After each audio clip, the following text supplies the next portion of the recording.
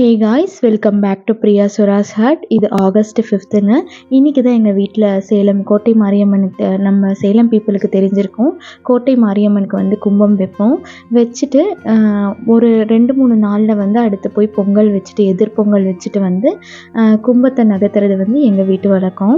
First year வந்து நான் கல்யாணம் ஆகி 3 வருஷம் ஆகுது. ஃபஸ்ட் இயர் வந்து ஹஸ்பண்டுக்கு நான் சப்போர்ட்டாக இருந்தேன்னு தான் சொல்லணும். ஏன்னா எனக்கு அப்போ எதுவுமே தெரியாது. அதனால் மேக்ஸிமம் ஹஸ்பண்ட் தான் ஹோல்ட் பண்ணிக்கிட்டாரு. நான் வந்து சும்மா காய்கறி நறுக்கி கொடுக்கறது அந்த மாதிரி தான் இருந்துச்சு. இந்த வருஷம் வந்துட்டு நடுவில் வந்து தம்பி பிறந்தது, ஃபீடிங்கு, அப்புறம் வீட்டில் கொஞ்சம் தீட்டுன்னு சொல்லிட்டு அப்படியே வைக்காமையே விட்டாச்சு. மறுபடியும் ஸ்டார்ட் பண்ணியாச்சு.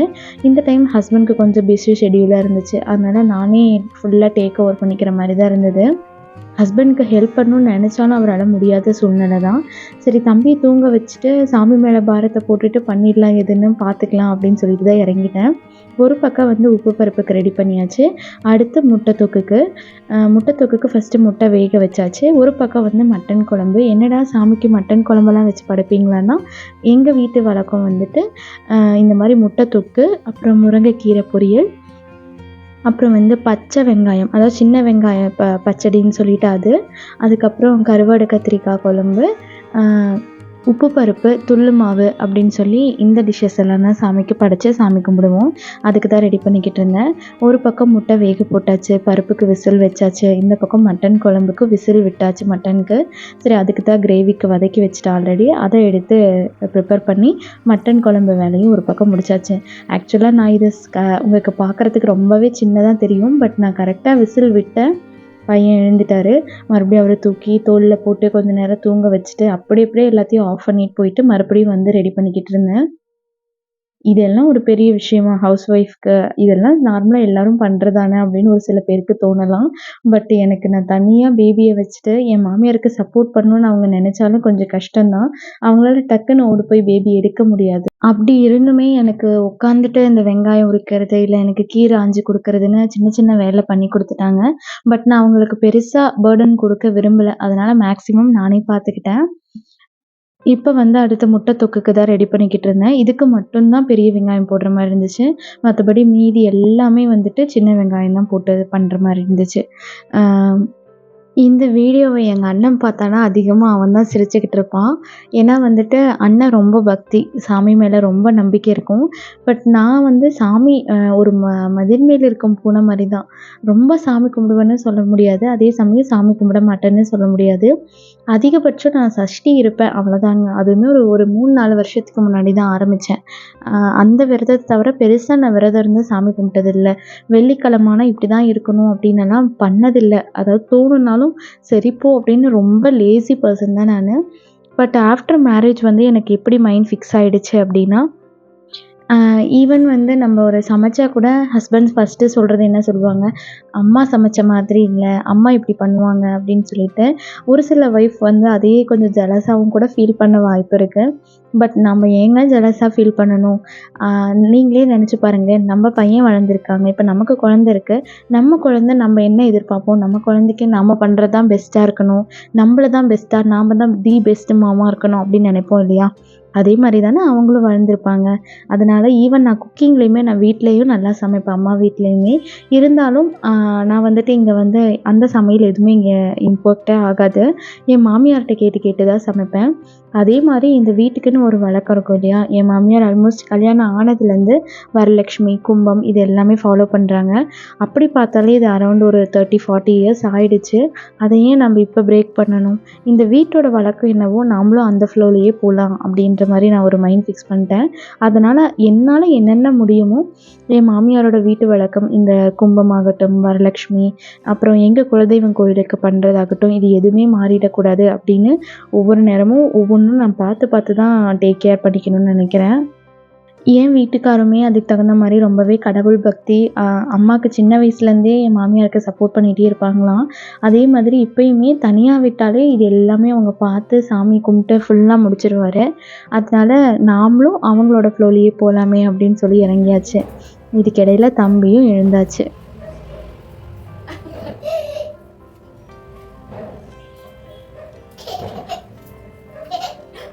தம்பி விஷயத்துல இப்ப நான் ஃபீல் பண்றது என்ன அப்டின்னா, அவன் அதிகபட்சம் என்கிட்ட கேட்கறது என்னோட டைம் தான் கேட்பான். மத்தபடி வேற எதுவுமே இல்ல.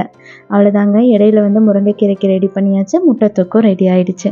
இதுக்கு இடையில தம்பிக்கு வேற பசி டைம் ஆயிடுச்சு. சரி ஊட்டிட்டு வந்துரலான்னா, சரி தாளிச்சு விட்டு போயிடலாமேன்ட்டு முருங்கைக்கீரைக்கு தான் தாளிக்க ரெடி பண்ணிட்டுருந்தேன். எனக்கு தம்பிக்கு பசி ஆயிட்டு அப்டின்னா, எனக்கு எந்த வேலையும் ஓடாது. ஃபர்ஸ்ட்டு அவரோட வேலையெல்லாம் பண்ணணும். இல்லன்னா ஒரு மாரி கில்ட்டி ஆயிடும். ஏதோ தப்பு பண்ற மாரியே இருக்கும். இடையில ரொம்பவே கிளிங்கியும் ஆயிட்டாரு. அதனால தான் ஒரு பக்கமா வச்சு சமைச்சிட்டுருந்தேன். அவரு என்கிட்ட எதிர்பார்க்குறதே அவரோட டைம் தான். நான் வந்து அவன் கூட உட்காந்துருக்கணும், விளையாடணும், டைம் ஸ்பெண்ட் பண்ணணும் அப்டின்னுட்டு. மேக்ஸிமம் அவர் கூட தான் இருப்பேன். இந்த மாரி சின்ன சின்ன வேலைகள் வரப்ப நம்ம பண்ணி தானே ஆகணும். இல்லன்னா ஹஸ்பண்ட் வந்து தனியா கஷ்டப்படுற மாரி ஆயிடும். அதனாலேயே முடிச்சாச்சு. அவ்வளோதாங்க.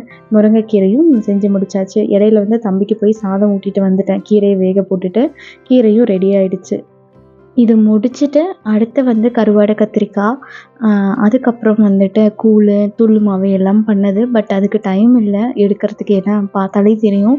தம்பி எழுந்துட்டாருனாலே நான் அவர பார்க்குறதா, குக்கிங் பார்க்குறதாங்கிற மாரி தான் இருக்கும்.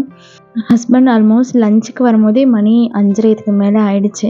ஆனாலுமே வந்துட்டு எனக்கு ஃபைனலா வந்து கூழும், அப்புறமேட்டு தூள் மாவு இது 2மே ஹெல்ப் பண்ணது ஹஸ்பண்ட் தான். இதெல்லாம் முடிச்சுட்டு நான் சாப்பிட உட்காரும்போது டைம் பார்த்தீங்கன்னா தெரியும் 4:00 ஆயிடுச்சு.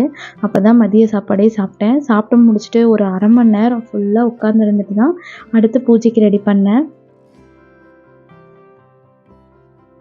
அப்படியே பொறுமையா ஏன்னா ரொம்ப எக்ஸாஸ்ட் ஆயிடுச்சு. கிட்டத்தட்ட ஒரு 3 ஹார்ஸ், 4 ஹார்ஸ் ஒட்டுக்கா நின்னுக்கிட்டே இருந்தது. ரொம்பவே எக்ஸாஸ்ட் ஆயிடுச்சு. அப்படியே பொறுமையா ஒவ்வொரு வேலையா ஆரம்பிச்சேன். அடுத்து ஹஸ்பண்ட் வந்து கும்பத்துக்கு ரெடி பண்ண ஆரம்பிச்சுட்டாரு.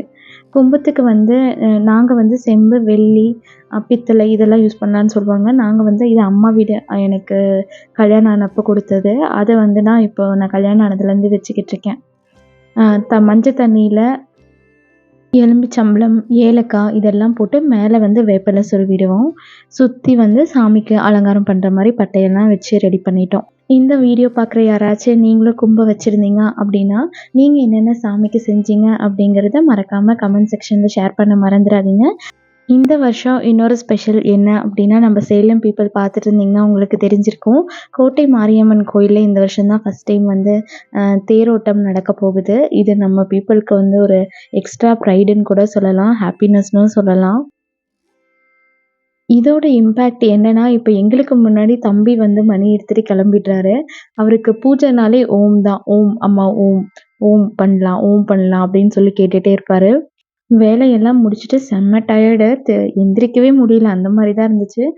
மனசுக்கு திருப்தியா ஃபுல் அண்ட் ஃபுல் நாமளே எல்லாமே பண்ணி முடிச்சு, அப்படியே திரும்பி பார்க்குறப்ப, அப்பாடா!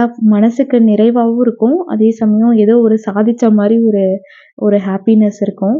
அந்த மாதிரி தான் இருந்துச்சு. கும்பத்துக்கு பொட்டெல்லாம் வைக்கிறதெல்லாம் வச்சு, அடுத்து கும்பத்துக்கு பண்ண வேண்டிய அலங்காரம்லாம் பண்ணி முடிச்சு, பூஜை ஆரம்பிச்சாச்சு. நீங்க சேலம் பீப்பிளா இருந்தீங்க அப்படின்னா, நீங்க எப்படி கும்பம் பண்ணீங்க? என்னைக்கு பண்ணீங்க? அப்படிங்கிறத மறக்காம சொல்லுங்க. இப்ப வாங்க நம்ம வீட்டு பூஜைக்கு போகலாம்.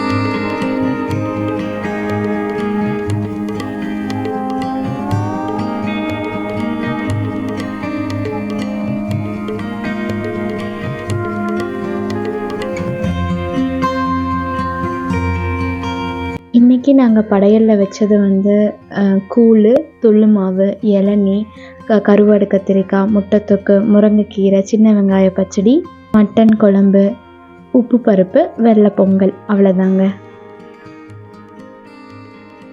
இந்த வீடியோ பார்க்குற எல்லாருக்குமே சாமியோட பிளெஸ்ஸிங் கிடைக்கணும் அப்படின்னு சொல்லி வேண்டிக்கிறேன்.